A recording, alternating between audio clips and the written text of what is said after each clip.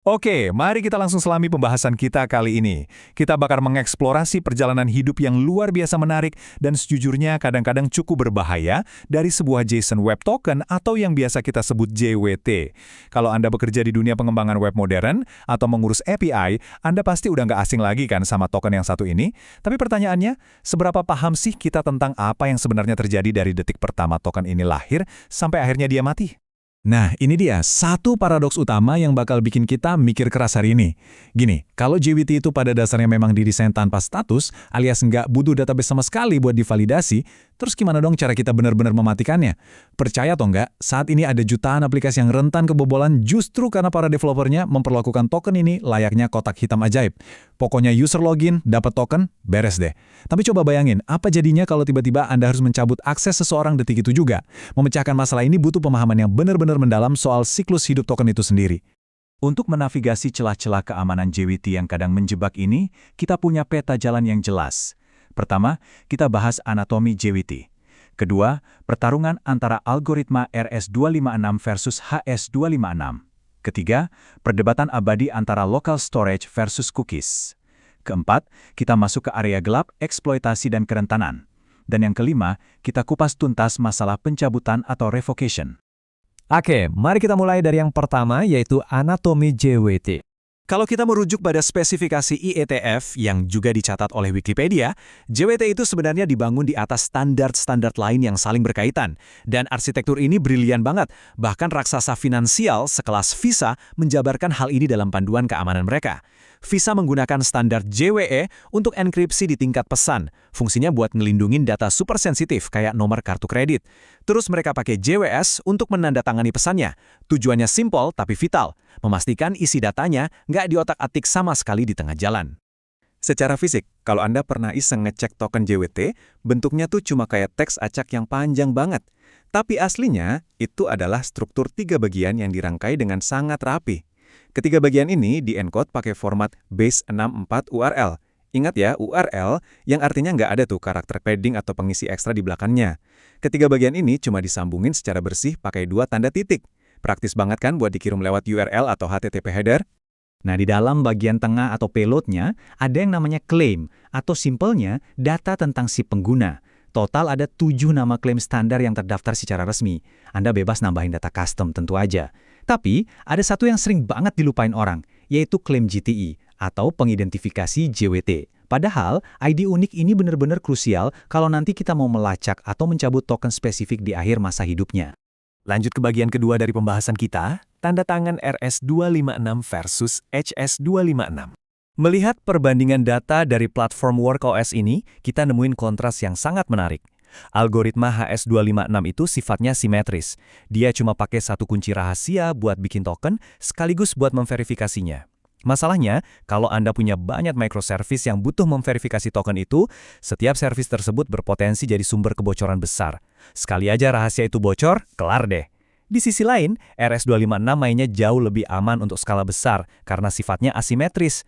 Hak istimewa untuk bikin token cuma ada di server autentikasi utama yang nyimpen kunci privat. Sementara layanan lain cukup pakai kunci publik buat ngecek keasliannya. Biar gampang ngebayangin ya, analogi paspor VIP ini pas banget.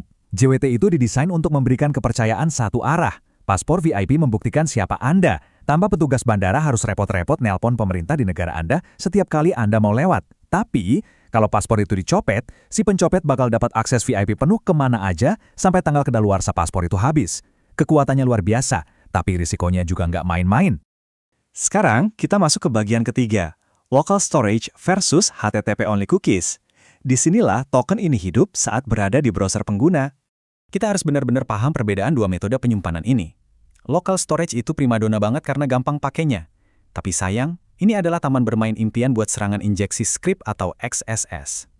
Satu aja script jahat berhasil nyusup ke situs Anda, token berharga itu bisa dicolong dengan gampang. Sebagai gantinya, HTTP-only cookies jauh lebih tangguh karena disembunyiin dari JavaScript oleh browser.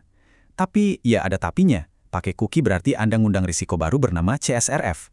Dan tentu saja, Anda harus siap pusing ngatur konfigurasi CORS. Jujur aja, kita semua pasti pernah ada di posisi ini. Nggak ada satupun developer di muka bumi yang hobi ngelakuin debug error course jam 2 pagi.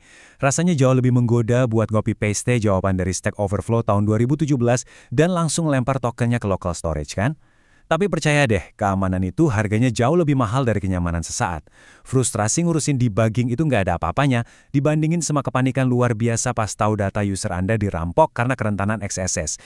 Nah, ini dia bagian keempat, fase paling berbahaya, eksploitasi dan kerentanan. Kalau ada satu hal yang harus Anda ingat dari sesi ini, ingatlah ini. Jangan pernah biarkan header JWT sendirian yang mengambil kendali atas proses verifikasi. Ini tuh konsep kuda Troya versi modern, sangat brilian tapi mematikan. JWT itu kan bawa metadatanya sendiri di bagian header, masih tahu server algoritma apa yang dia pakai. Kalau server Anda terlalu polos dan langsung nurut gitu aja sama instruksi dari token tersebut tanpa ngecek ulang, seorang peretas bisa melumpuhkan seluruh sistem keamanan Anda dari dalam. Biar lebih jelas, mari kita bedah gimana serangan kebingungan algoritma ini dieksekusi merujuk pada kasus yang dianalisis oleh WorkOS. Bayangin, peretas ngambil token yang sah, terus dia ubah headernya dari RS256 jadi HS256. Habis itu, dia ubah bagian payload biar dapat hak akses sebagai admin. Nah, manuver jeniusnya ada di langkah terakhir. Karena HS256 itu nerima string teks apa aja sebagai kuncinya, si peretas justru pakai kunci publik RSA milik server Anda yang notabene emang bisa diakses publik sebagai rahasia simetrisnya. Kalau server Anda nggak diatur dengan benar, server itu bakal bilang, oh tanda tangannya cocok, dan boom, peretas masuk. Dan bahayanya nggak berhenti di situ aja.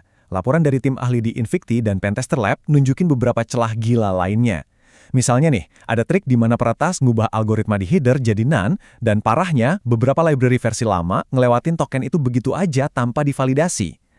Ada juga eksploitasi URL kunci atau JWKS, di mana server ditipu buat ngunduh kunci milik si peretas.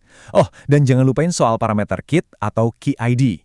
Kalau aplikasi Anda asal ngambil nilai dari header ini buat nge-query database tanpa difilter dulu, Anda literally ngebukain pintu lebar-lebar buat serangan injeksi SQL.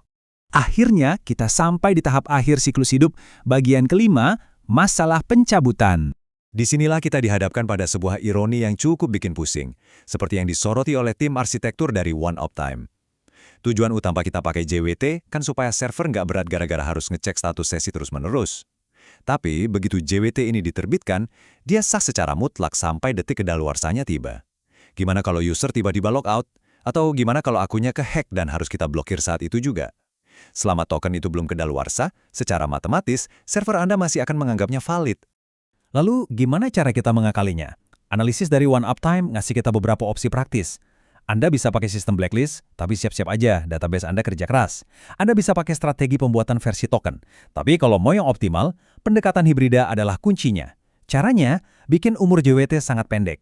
Katakanlah 10 atau 15 menit aja. Terus pakai yang namanya token refresh untuk memperbarui JWT tersebut di belakang layar. Jadi kalau Anda perlu mencabut akses seseorang, Anda tinggal blokir token refresh-nya. Dengan begini, Anda dapat keseimbangan sempurna antara performa aplikasi yang kencang dan keamanan yang solid. Nah, untuk menutup sesi pembahasan kita kali ini, saya mau ninggalin satu pertanyaan buat Anda renungkan. Kalau arsitektur sistem Anda pada akhirnya ujung-ujungnya harus bolak-balik ngecek database, entah itu ngecek blacklist atau validasi user di tiap permintaan demi keamanan, apakah sistem Anda benar-benar tanpa status? Atau jangan-jangan Anda cuma bikin sistem manajemen sesi konvensional, tapi pakai cara yang lebih ribet? Pastikan Anda mempertimbangkan kompromi ini matang-matang saat merancang aplikasi Anda ya. Terima kasih banyak udah menyimak, semoga obrolan kita hari ini bermanfaat, dan sampai jumpa di analisis seru berikutnya.